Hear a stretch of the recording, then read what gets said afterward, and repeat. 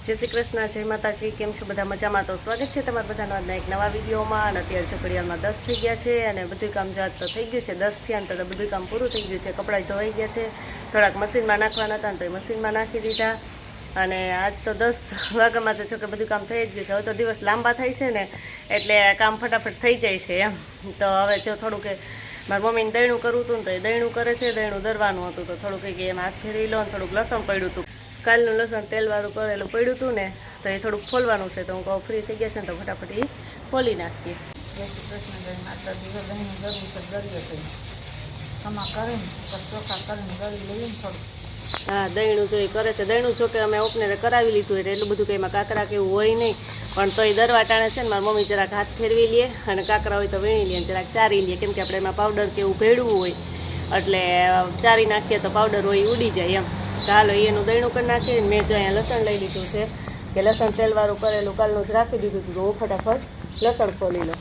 જો તમારે ચેવડો બનાવવો છે અને કાલે જો સાતમ થાય છે ને આજ છે છઠ, ચૈત્ર મહિનાની છઠ. અમે તો સાતમ હોતી અમારે તો રહેવાની હોય અને પાળવાની હોય એમ. તો આજે જો પૂરી બનાવી છે, પહેલાં હું ચેવડો બનાવી લઉં પછી જ પૂરી બનાવું, કારણ કે કાલે સાતમના દિવસે પછી અમે રસોઈ ન બનાવીએ એટલે ટૂંકમાં બનાવી તો પડે જ, પણ અમે હું મારી મમ્મીને એમ કંઈ ગરમ ન ખાઈએ, અમારે ઠંડુ જ ખાવાનું હોય. તો પહેલાં ચેવડો થઈ ગયો હતો ને કેટલા ટાઈમ છે તો હું ચેવડો બનાવી લઉં. તો ચેવડા માટે જો એ બધો સામાન લઈ લીધું છે, પૌવાન ચવાણું ને એવું થોડોક ફરાળી ચેવડો બનાવવો છે.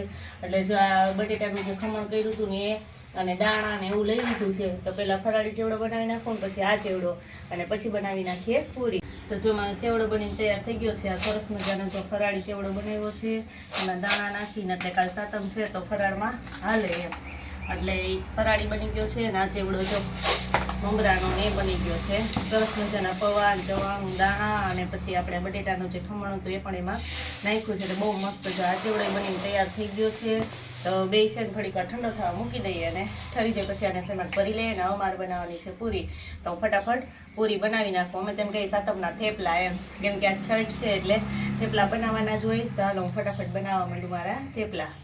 તો જો મારી પૂરી છે એ બધી વણાઈ ગઈ છે અને હું પૂરી કરવાનું કામ ચાલુ કરી દીધું છે. સરસ મજાની જો ફૂલેલી પૂરી બનવા માંડી છે. કેમ મીસુબેન? અને મીસુબેન જાય એમાં ધ્યાન રાખવા બેસી ગયા છે અને હું પૂરી અહીંયા તરું છું.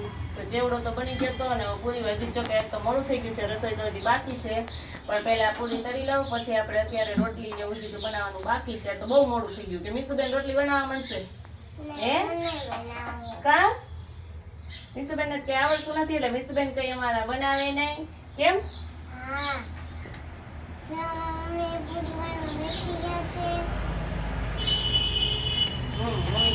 મીસુબેન જોવાનું કામ કરે છે. કા અહીંયા જો આપણે ગણપતિ બાપા બેસાડી દીધા છે. કેમ? નવા ઘઉંની ઢગલી કરી દીધી અને જો ગણપતિ બાપા બનાવ્યા છે. કઈ કે થેપલા કરવાના હોય છે સાતમના થેપલા, તો અમે તો પહેલેથી દર વખતે બનાવીએ જ છીએ.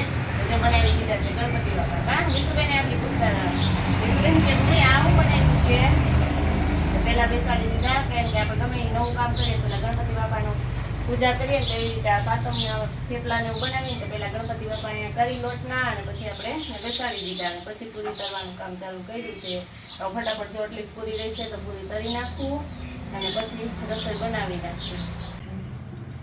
તો જો પૂરી બની ગઈ, પૂરી બનાવીને પછી રસોઈ બાકી હતી ને એટલે રોટલીને એવું ફટાફટ બનાવી નાખ્યું. ને હવે છે ને મેં વિચાર કર્યો છે કે વાળા માલપુઆ બનાવે. ઘણા ગળા થેપલાય બનાવતા હોય પણ ગળા થેપલા તમારે બધા ઓછા ખાય છે એટલે હું સાતમ છે ને તો જ્યાં જો કે ટ્રાય કરું છું માલપુઆ બનાવવા માટે.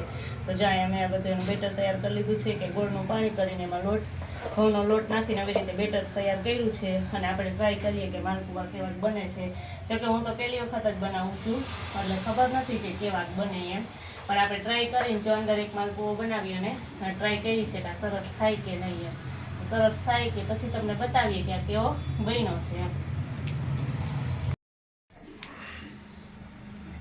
તો જો આપણે એક માલપુઓ બનાવવા માટે નાખ્યું હતું તો બહુ મસ્ત જો બનીને તૈયાર થઈ ગયું છે. ચાખીએ જ ખબર પડે કે આ કેવું થયું છે એમ. તો જે સરસ મજાનું બની ગયું છે અને હાલો ફટાફટ આપણે બધું એટલા લોટ છે એનું તો એટલા બેટરનું બનાવવાનું જ છે. તો ફટાફટ બધા માલપુઆ બનાવી નાખું અને જો સરસ બની ગયું છે તો ફટાફટ બધા બનાવી નાખીએ. બધા બની જાય પછી તમને બતાવું કે કેવા બન્યા છે.